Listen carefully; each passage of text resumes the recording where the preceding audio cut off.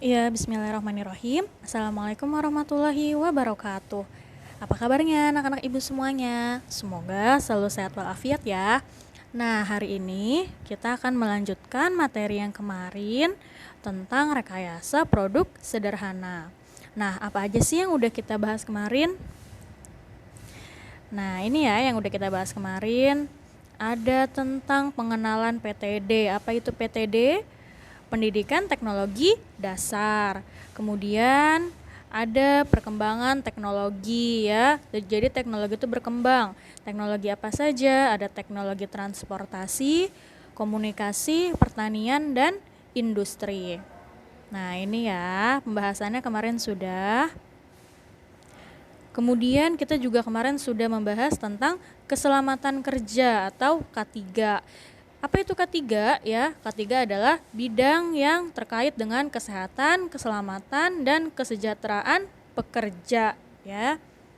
Nah, ini nih salah satu tujuan menunjang K3 yaitu memakai APD ya. Kemarin kalian juga sudah mencari macam-macam APD ada apa saja. Berikutnya kemarin juga sudah Ibu bahas tentang sketsa teknik dan juga gambar teknik. Nah, hari ini kita akan masuk ke bagian B ya, yang kedua yaitu tentang bahan dan peralatan kerja. Yaitu yang pertama ada jenis, sifat, fungsi, karakteristik dan kekuatan bahan. Oke, sebelumnya kita bahas dulu apa itu bahan ya. Bahan atau material adalah zat atau benda atau barang yang dibutuhkan untuk membuat sesuatu ya. Jadi contohnya kemarin kalian membuat gantungan kunci dari kain flanel. Bahannya apa? Yaitu bahan dasarnya adalah kain flanel ya. Jadi bahan utama untuk membuat barang tersebut tuh apa sih gitu. Nah, itu yang disebut dengan material atau bahan ya.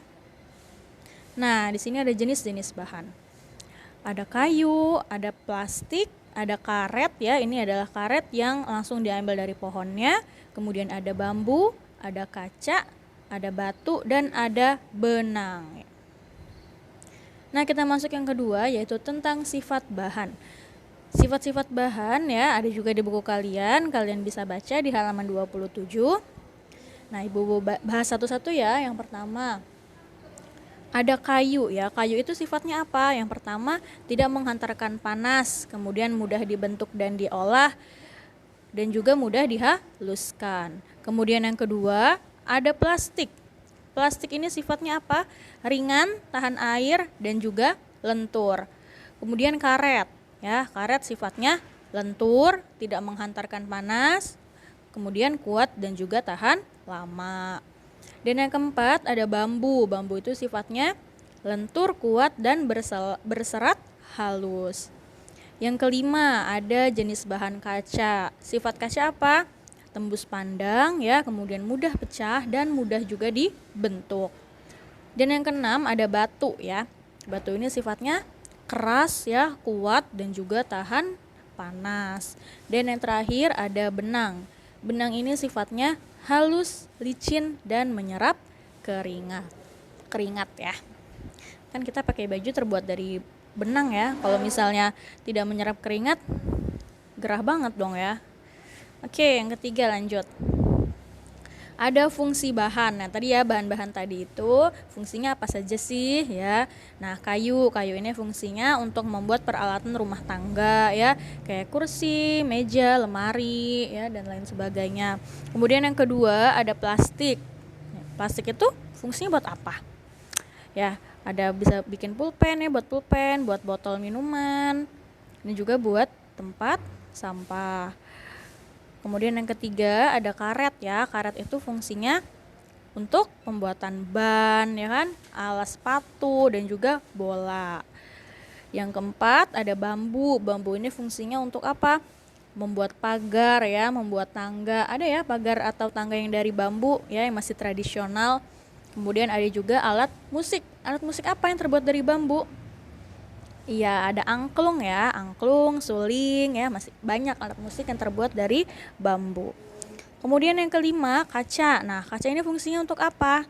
Membuat cermin ya, kacamata, kaca mobil, kaca spion ya, dan lain sebagainya.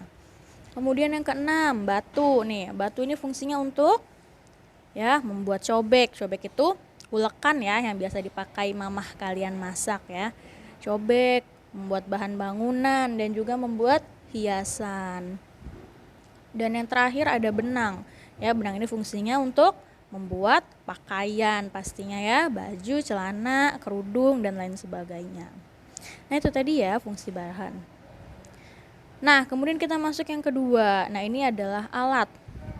Jenis alat dan kegunaannya. Apa itu alat? Alat adalah benda yang dipakai untuk mengerjakan sesuatu ya, atau yang dipakai untuk mencapai maksud tertentu. Kayak kemarin kalian membuat gantungan kunci dari kain flanel. Bahannya apa? Kain flanel ya. Kemudian alat yang digunakan macam-macam ya. Ada gunting, ada lem ya, ada pensil ya, ada pengukur ya dan lain sebagainya. Nah, alat terbagi menjadi 5 ya di sini.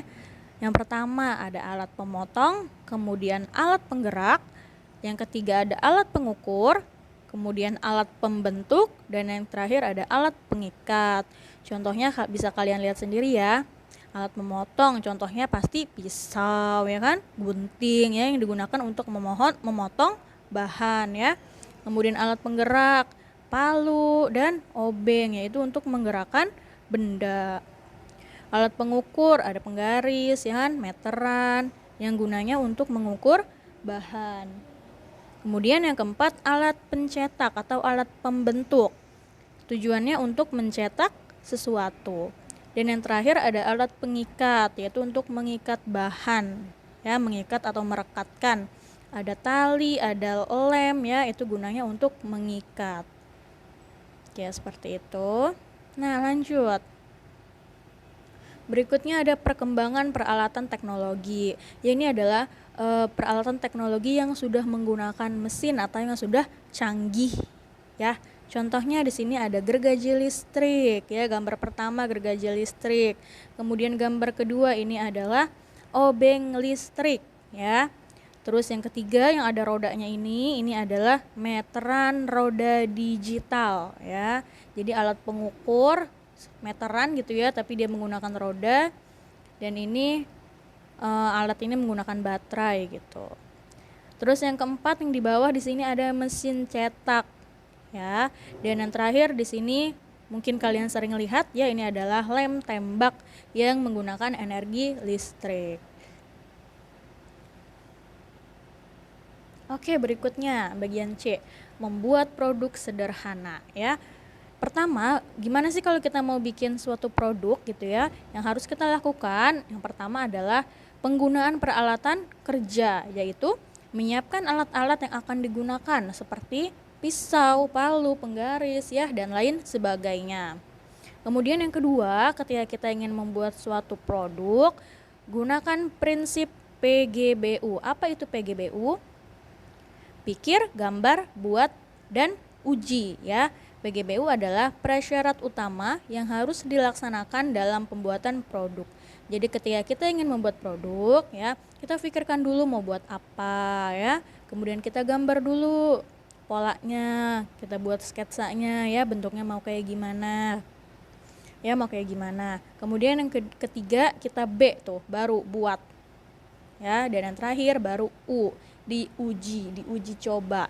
Apakah produknya ini berhasil atau gagal, seperti itu. Kemudian yang terakhir, pembuatan produk sederhana menggunakan teknologi mekanis. Contohnya yoyo ya, kalian tahu mainan yoyo? Ya, terus kincir angin dan gasing ya. Seperti itu. Oke, selesai. Nah, materi hari ini sudah selesai ya. Kalau misal kalian ada pertanyaan bisa ditanyakan di classroom. Ya, mungkin cukup sekian penjelasan yang bisa Ibu sampaikan. Kurang lebihnya mohon maaf. Wabillahi taufik wal hidayah. Wassalamualaikum warahmatullahi wabarakatuh. Kita kembali ke classroom ya.